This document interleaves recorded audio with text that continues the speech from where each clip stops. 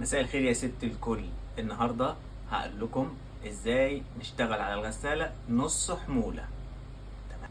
طيب ليه انا عايز افعل نص حمولة؟ لما يكون عندي مواعين قليلة مش عايز اسيبها لتاني يوم، عايز اغسلها. طيب ده هيوفر عليا مسحوق، هيوفر عليا كهرباء، هيوفر عليا مية. هنا استعملت نص حمولة في الرف العلوي. طبعا لكن في حاجات صغيرة هنستعمل هنا نص الحمولة. انا استخدمته في الرف العلوي عشان بيكون في معايا حاجات صغيرة، لو حطيتها في الرف اللي تحت ممكن تقع وتيجي في الرشاش، تخبط في الرشاش. فنص حمولة انا حطيته في العلوي.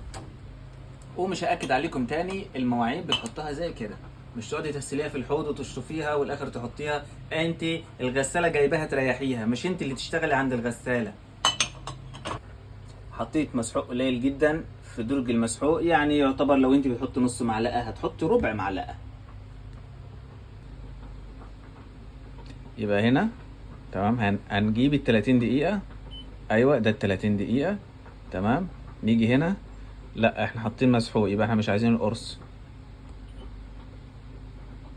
هنيجي على التاني هنا العلوي، هندي اوكي تشغيل. تمام، مية مية. بسم الله. نشوف بقى نص الحمولة وشغل نص الحمولة. ايوه ايوه، ما شاء الله. ده الحاجات اللي كان فيها اهي، اللي كان فيها دهون زي الفل، مفيهاش اي حاجة. مية مية. قطعت البيتزا، كل حاجة زي الفل.